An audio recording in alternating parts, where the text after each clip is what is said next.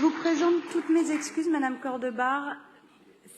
Vous êtes la deuxième inscrite. Et ensuite, Sylvain Réfaud. Pardon. Eh bien, écoutez, finalement, merci de cet oubli. Ça me permettra de répondre à Rudolf Granier. D'abord, peut-être pour parler de la délibération en elle-même. Ce lieu d'exposition, en fait, est un lieu très réussi qui nous a permis d'accueillir des artistes formidables et de transformer cet espace réellement entre nos 18e et 10e arrondissements qui reçoivent beaucoup de public, il y a beaucoup de passages et chaque proposition qui nous a été faite, on y va systématiquement en effet avec Éric Lejoindre pour voir les nouvelles photos exposées, à changer le quartier et en mieux. Et d'ailleurs, nous militons tous les deux pour le fait que nos quartiers populaires, y compris dans la rue, puissent recevoir de l'art. Et je ne trouve pas sérieux, peut-être même une provocation assez...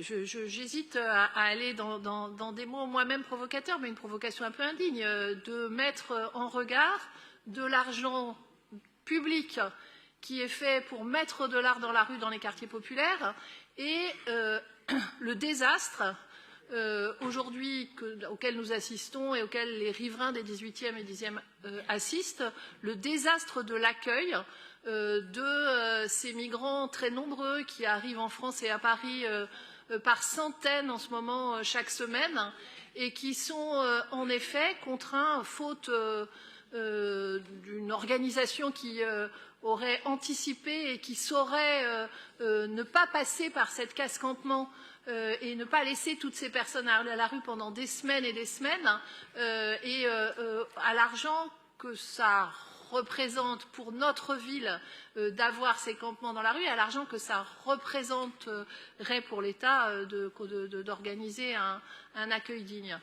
Je trouve que mettre ces deux sujets en parallèle est parfaitement, oui, de la provocation, est parfaitement indigne en réalité. Il n'y a aucune bonne raison de renoncer dans ces quartiers et de dire qu'on pourrait changer la destination de ces 10 000 € est parfaitement grotesque. Et vous le savez très bien, Monsieur Granier.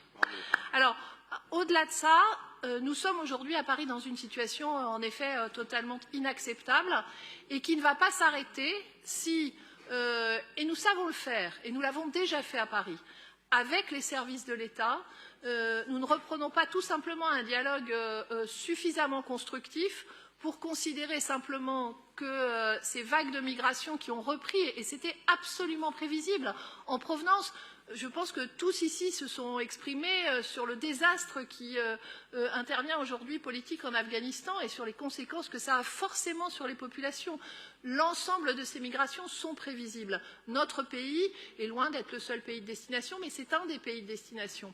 Et si la France ne sait pas, comme l'ont fait d'autres pays d'Europe, et comme on l'a fait il y a quelques années, en 2015, quand on avait vu tout le nord-est parisien se recouvrir de campements, utiliser notre expérience, notre savoir-faire, avec un peu de pragmatisme et aussi un peu d'humanité, pour ne pas systématiquement laisser les gens s'installer sur les campements, attendre des semaines, en héberger seulement ou en mettre à l'abri seulement une partie, sans réfléchir à leur parcours migratoire et sans réfléchir non plus aux conséquences que ça aura, y compris dans l'organisation d'hébergements qui ne sont pas du tout pérennes, sans avoir non plus une vision des conséquences que ça a sur nos quartiers.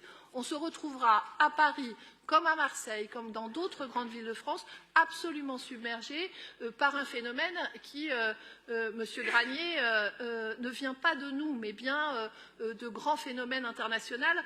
Si nous pouvons avoir un avis sur la géopolitique, nous échappe en termes de conséquences. Donc, ce que nous devons faire comme élus, c'est travailler avec l'État à proposer des méthodes que nous connaissons, que nous avons éprouvées sur Paris, sur l'ensemble du territoire francilien, mais également sur l'ensemble du territoire de la France, pour pouvoir organiser cet accueil, ne plus avoir ces campements qui, évidemment, sont humainement intolérables et sont pour nos riverains tout à fait insupportables. Et par ailleurs, je compte bien que dans ces quartiers, non seulement on continue à proposer de l'art dans la rue, mais également on continue, et c'est vrai qu'on a besoin de faire ce travail, à faire en sorte que cet espace où le métro aérien puisse redevenir un espace plus agréable, un espace urbain tout à fait réussi.